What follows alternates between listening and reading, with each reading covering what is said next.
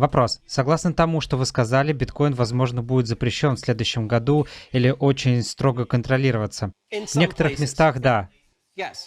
Да, например, одним из таких мест может быть Китай. Вряд ли, но да. Продолжает вопрос. Потому что они имеют множество проблем со многими людьми, делающими деньги из биткоина.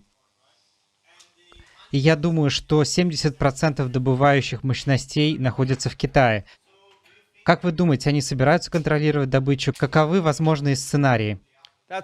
Отличный вопрос. Я думаю, что добыча будет контролироваться в Китае или... Я думаю, что вряд ли биткоин будет запрещен в Китае, просто потому, что каждый раз, когда в юанях происходит небольшой всплеск, и мы видим от 0,5 или 1 миллиардный долларовый поток в биткоины, не означает, что это большая сумма денег. Для Китая это ничего. Вы как будто сталкиваетесь с неизбежным разрушением гигантской гидроэлектрической плотины.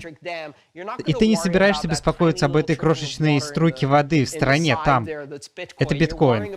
Ты волнуешься о вещах и потоках вещей, которые у них фонтанируют. Прямо сейчас они проводят новый закон, ограничивающий слияние и поглощение.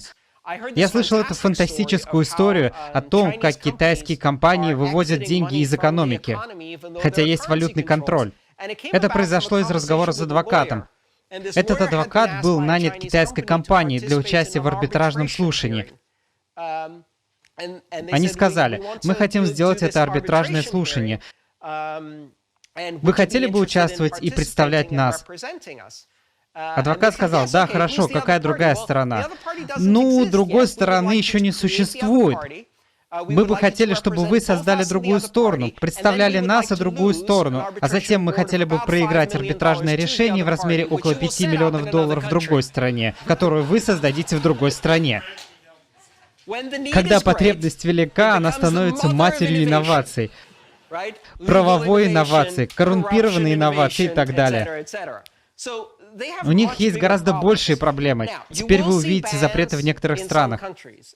В этих странах, где они могут произвольно внести запрет, на самом деле, на практике, они не могут повлиять на этот запрет. Потому что там верховенство закона достаточно слабое. Чтобы человек без каких-либо средств правовой защиты, надлежащей правовой процедуры или оппозиции мог просто запретить денежную форму. Способность навязывать это, вероятно, тоже довольно слабая, потому что все те, кто находится ниже, будут дальше брать взятки. Представьте, например, что постановление сводится к тому, что говорят: вы не можете заниматься майнингом в Китае. Это сводится к районам, от районов еще к меньшим районам. В маленькие города, в большие города. В конце концов, какой-то чиновник отправляет факс в местную деревню, где они управляют майнинг-фермой от гидроэлектростанции, которая представляет 40-50% муниципального дохода всей области. И они говорят: ты должен закрыть свою шахту. Что говорит местный чиновник? Мы здесь не майним. Или шепотом: ребята, закройте ферму на 24 часа! И вопит: мы ликвидировали добычу в Китае! Да здравствует Китай и наш великий лидер! Шепотом: включайте ее снова! Правильно? Способность фактически влиять на изменения на Земле определена слоями и слоями бюрократии, которая все больше и больше коррумпирована. Чем больше кризис, тем легче их коррумпировать. Вы должны понимать, что эти шахты довольно децентрализованы в Китае. И во многих случаях они дают поток коррумпированных денег всем чиновникам в области.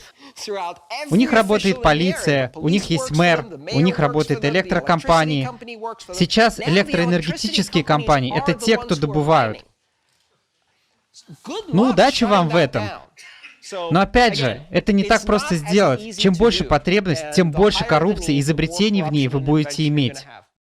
Для того, чтобы получить биткоины бесплатно, достаточно знать, где и как. Скорее всего, ты знаешь о сайте FreeBitcoin, который дает сатоши за выполнение определенных заданий. Но как получать на 50% больше биткоинов, чем дает сайт? Ты регистрируешь новый аккаунт по ссылке, которая находится под этим видео. Далее, в конце каждой недели ты получаешь 50% кэшбэк от заработанных тобой сатоши на новом аккаунте. Но это еще не все. Я разработал уникальную систему, в которой собрал для своих подписчиков практически все способы, как можно максимально быстро собрать и увеличить сатоши на сайте FreeBitcoin. Если хочешь получить максимум от своей работы на условиях, которых практически никто не предоставляет в интернете, тогда регистрируйся по ссылке и читай статью «Как умножить криптовалюту». Все необходимое будет в описании к этому ролику. Вопрос. Что произойдет в будущем, когда биткоин станет мейнстримом? Правительство или международные организации понимают это, как ООН, МВФ, США или ЕС?